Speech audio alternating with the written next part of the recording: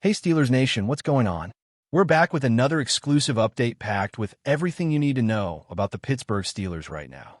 It's been one of those roller coaster stretches where every fan feels the tension. One minute you're pumped about how the offense finally found its rhythm, and the next, you're sitting there wondering how the defense, once the pride of this team, ended up scrambling for answers. But that's Steelers football, right?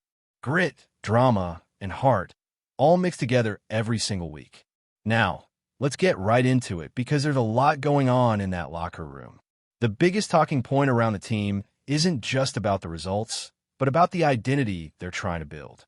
The Steelers are still struggling to find that balance between efficiency and explosiveness. You look at the scoreboard, and sure, they're putting up points, but way too often they're settling for field goals when those should be touchdowns. That's the frustrating part. Drives that look solid suddenly stall when they get into the red zone. It's like the rhythm just disappears at the worst possible time. And look, they're not exactly built to rely on the big play, either. When it happens, it's more of a rare bonus than a consistent weapon. You might see a 20 or 30-yard burst, you'll take that every time, but there's not much of that breakaway, take it to the house kind of action happening. Still, that doesn't mean the offense can't be effective. If they can establish a reliable running game that keeps the chains moving and eats up time, that alone can be a massive advantage. It keeps the defense fresh, keeps opposing quarterbacks off the field, and lets the offense control the tempo. That's Steelers football when it's working the way it's supposed to. What's wild, though, is how this has all flipped the energy inside the locker room. You'd expect the defense, the side that's been the backbone of this team for years, to be the loud, confident bunch. But lately, it's been the opposite. The defensive guys are quieter. You could tell they're carrying that weight after a few rough outings. Meanwhile, the offensive players, who were keeping their heads down earlier in the season, suddenly look like the confident ones. They're laughing, they're talking, they're finding their spark again. That's not something we've seen much of in the last 5 years, and honestly, it's been refreshing to witness. And a lot of that confidence stems from one guy, Aaron Rodgers. Say what you want about him, but there's no denying his influence on this group. Rodgers brings this calm, practical leadership that just settles everyone around him.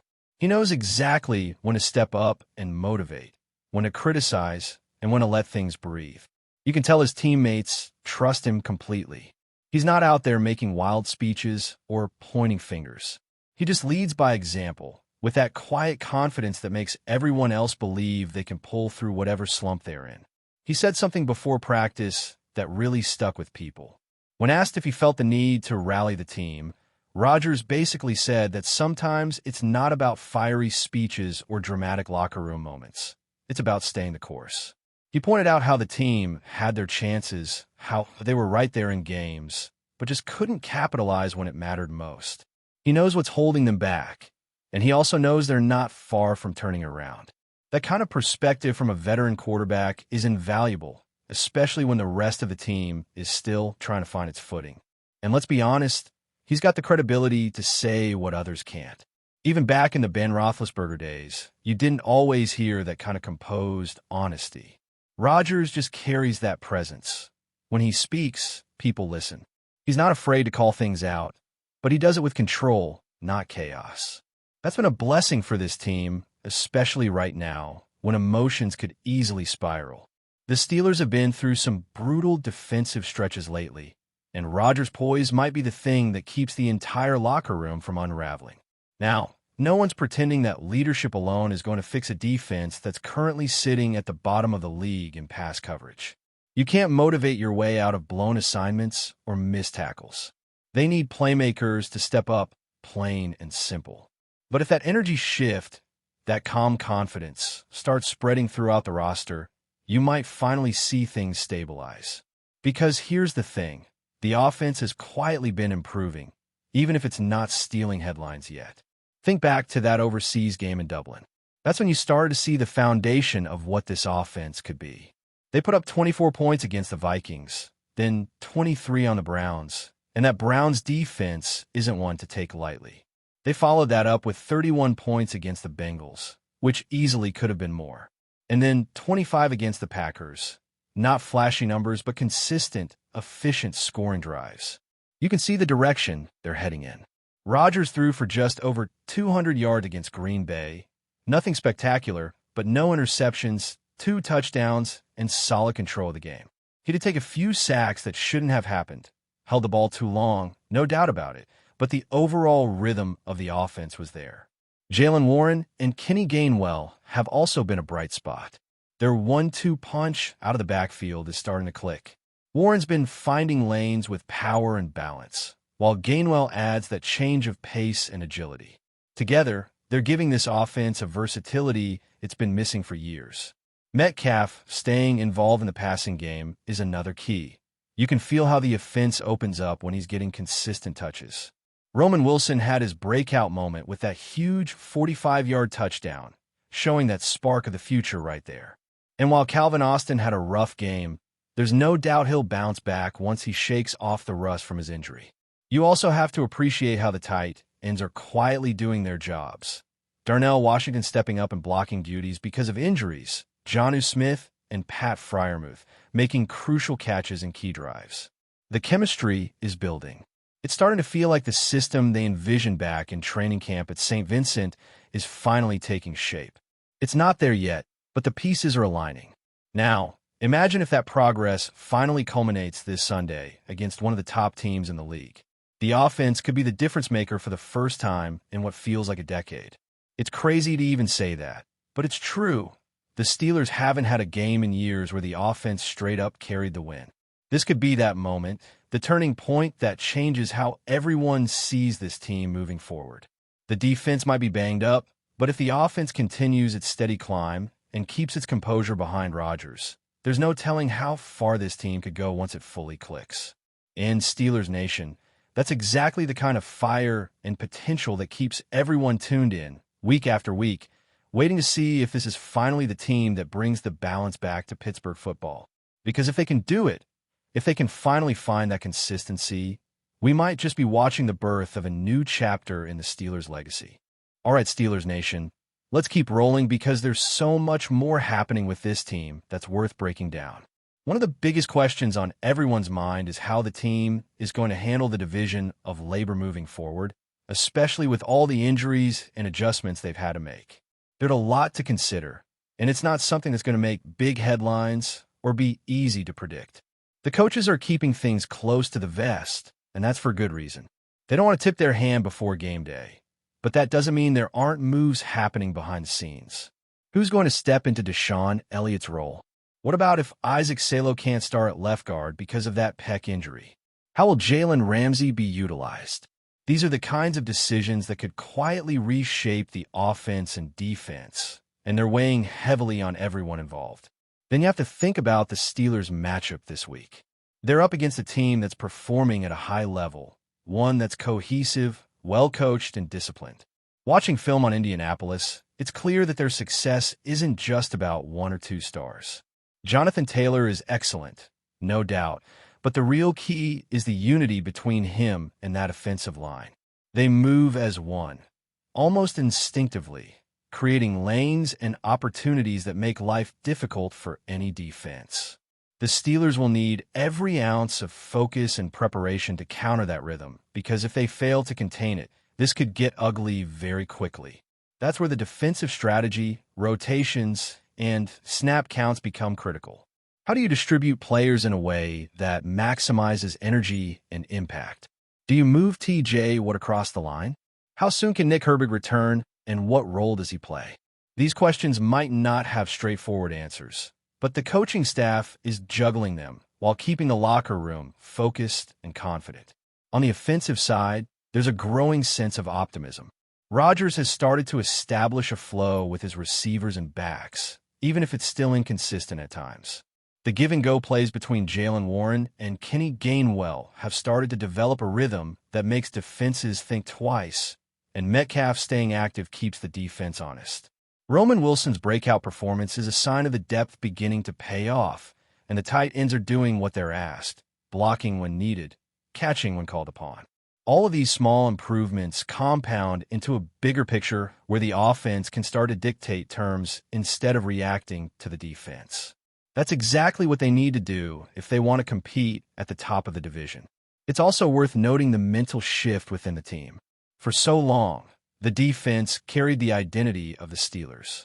They were the loud, confident, iron-willed unit that defined the team's personality. Now, with the offense stepping up and showing glimpses of competence and cohesion, that dynamic has started to change. The defense, while still critical, has had to adapt to quieter leadership. They're facing internal scrutiny, holding themselves accountable, and that tension could be the catalyst for stronger performances if it's harnessed correctly. The contrast between the offense's visible energy and the defense's introspection is unusual for Pittsburgh, but it's creating a unique balance. And let's not underestimate the impact of leadership on this. Rodgers' calm, measured approach sets the tone for everyone. He doesn't just throw passes or read defenses. He reads the room. He knows when to challenge, when to support, and when to let the team work through struggles on its own. That kind of leadership, particularly in high-pressure environments, is invaluable. It allows the younger players to grow without fear, gives veterans a sense of stability, and makes the entire locker room more adaptable. When every player trusts the process, you start to see mistakes turn into lessons instead of disasters. That mentality is critical for this team as they navigate the next stretch of the season. Looking at individual performances, there's a lot to be encouraged by. Warren's yardage and ability to break through tackles, Gainwell's versatility, Metcalf's consistent involvement, and Wilson's big play capability all point to a developing offensive identity. Calvin Austin may have struggled, but the potential is there. He's coming back from injury, and once he regains his rhythm, the passing attack could really open up. Darnell Washington's blocking, Pat Freiermuth's reliable hands, and Jonnu Smith's situational effectiveness all provide options for Rodgers that he didn't always have before.